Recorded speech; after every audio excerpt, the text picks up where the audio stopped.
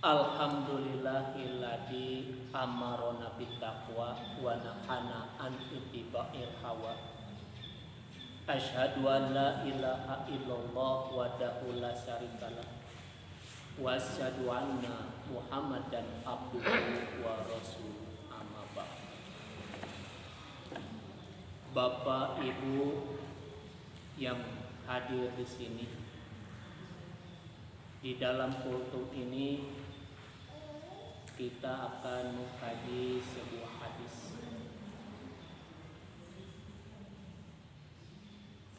yang mana hadis tersebut berhubungan dengan realita kehidupan kita sehari-hari. Kalau kita perhatikan di dalam pergaulan hidup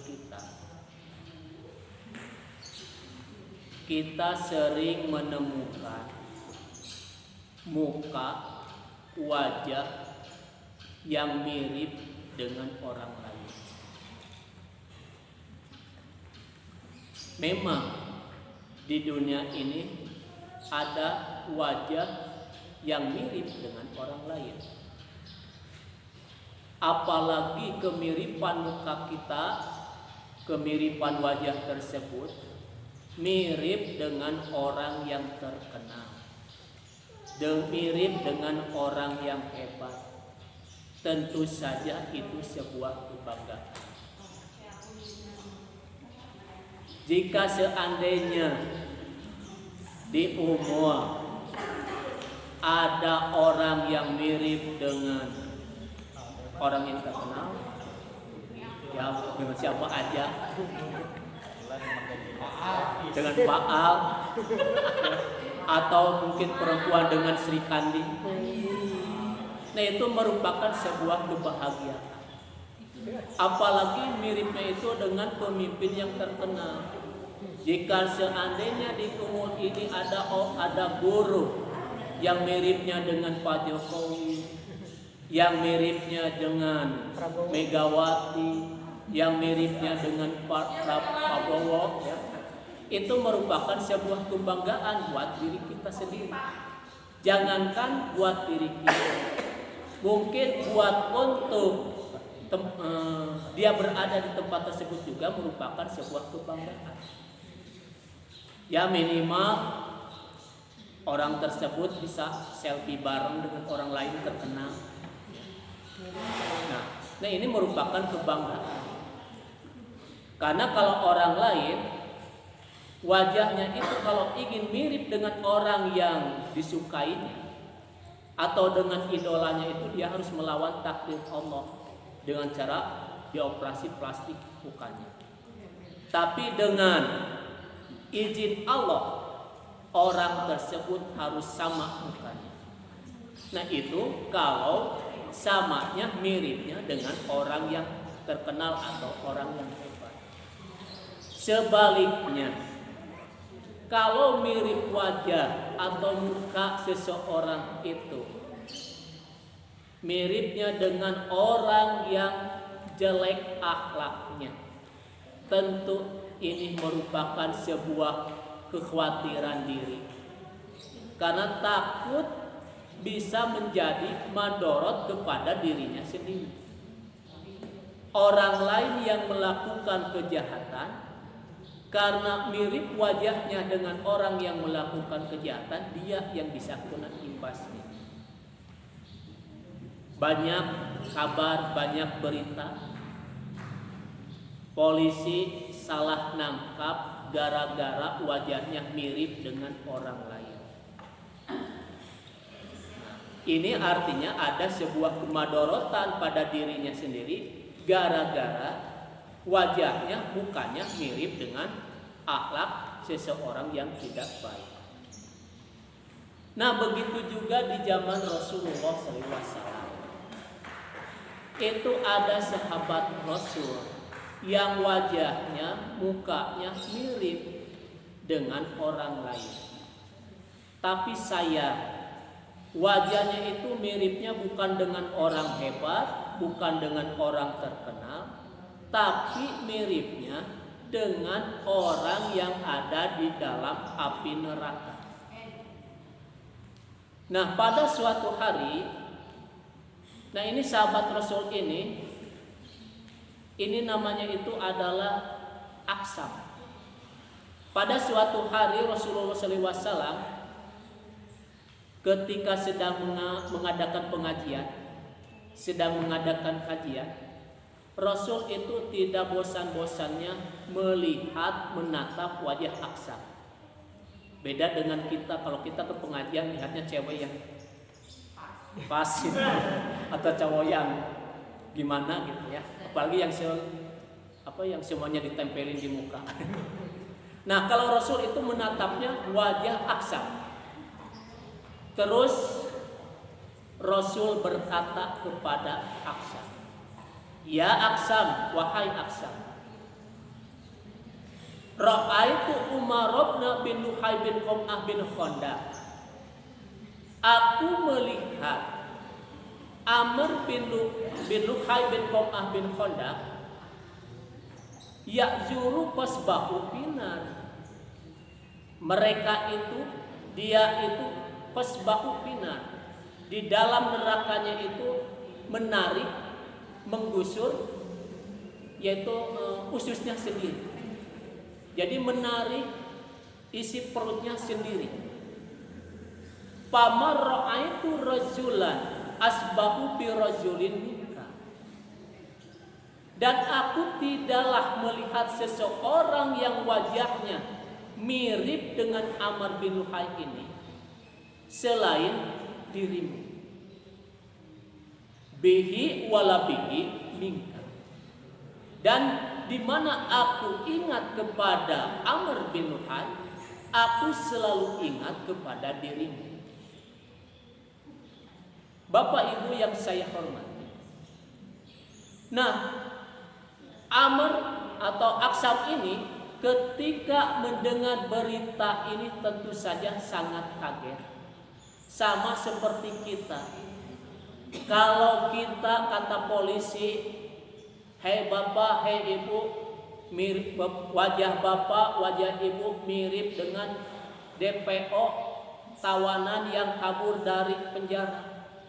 Tentu saja kita akan merasa kaget. Tentu saja kita akan merasa takut. Begitu juga Aksam. Aksam ini dia kaget mendengar berita bahwa wajahnya ini mirip dengan orang yang ada di dalam api neraka. Terus Aksam berkata kepada Rasul, "Takhsha an yanduruni ya Rasulullah." Saya takut an yanduruni ya Rasulullah, gara-gara wajah saya sama dengan seseorang yang ada di dalam neraka itu memadorotkan, menjadi madorot, menjadi bala bencana kepada diri saya. Maka kata Rasul, "La, janganlah engkau takut, janganlah engkau merasa sedih, innaka mu'minun, karena sesungguhnya kamu ini adalah orang mukmin, wa huwa kafirun." Sedangkan Amr bin Luhai itu adalah orang kafir.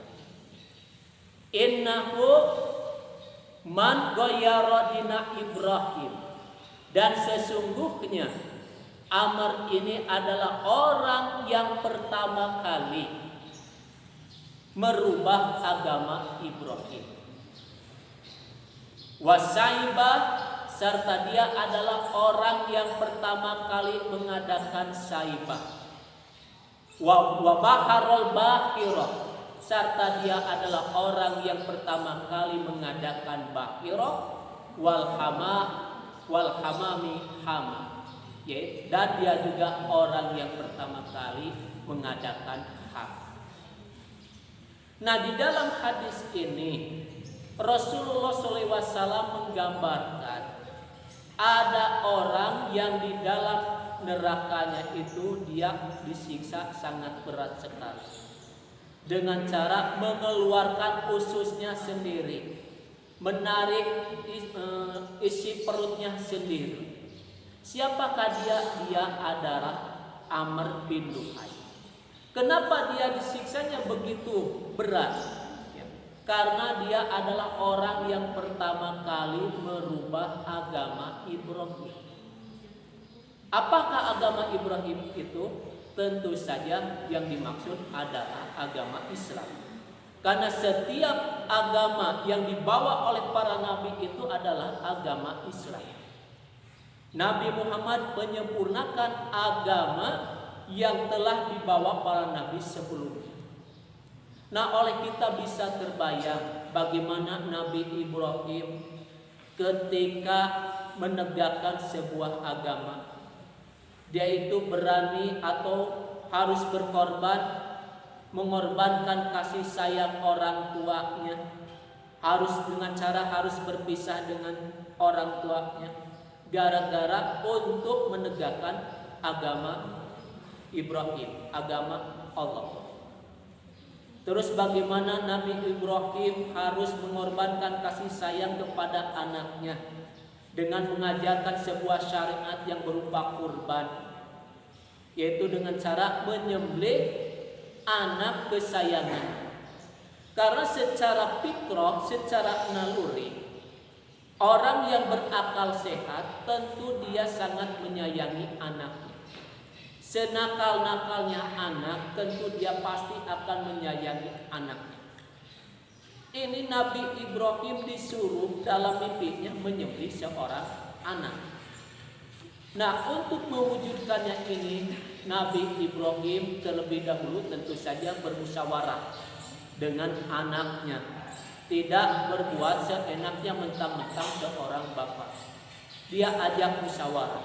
Dan kebetulan karena Nabi Ismail ini dilahirkan dari orang yang soleh, ketika diajak musyawarah dia berpegang teguh pada ajaran agama.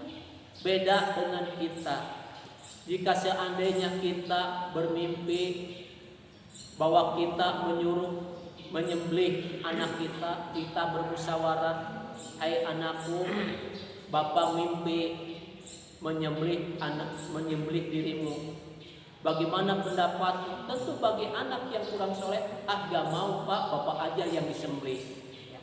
Beda dengan Nabi Ismail, dia menyuruh untuk melakukan. Bahkan di dalam tafsir yang lain disebutkan, ketika goloknya itu sudah berada dalam leher dan sudah digesekkan kepada leher, golok tersebut tidak tajam, tumpul. Padahal ketika dipukulkan kepada batu, itu batunya belah. Cobain lagi oleh Nabi Ibrahim kepada lehernya Nabi Ismail, itu tetap dia tidak luka sedikit pun, tidak lecet sedikit pun. Sampai 3 kali Nabi Ibrahim mengulangi perbuatannya itu, baru Allah memanggil dan menggantikannya Ismail dengan gibas atau kambing yang besar. Nah, ini sebuah ajaran Nabi Ibrahim. Bagaimana beratnya Nabi Ibrahim mengajarkan, menegakkan sebuah syariat pada waktu itu. Tiba-tiba datanglah Amr bin Luhai. Dia merubah ajaran Nabi Ibrahim. Dia merusak ajaran Nabi Ibrahim dengan cara mengadakan bahiroh, dengan cara mengadakan saibah, dengan cara mengadakan wasilah. Nah, ini menurut para ahli tafsir, nama-nama tersebut berhubungan dengan penyembelihan, tata cara penyembelihan binatang. Nah, bagaimana itu bahiro, bagaimana itu saibah, bagaimana itu wasilah, atau bagaimana itu ham. Nah, itu adalah tata cara penyembelihan, aturan-aturan dalam menyembelih binatang. Nah, mungkin itu saja karena waktu kita dibatasi. Sebetulnya kajiannya panjang. Nanti kita lanjutkan minggu depan insya Allah. Saya tutup. Wassalamualaikum warahmatullahi wabarakatuh.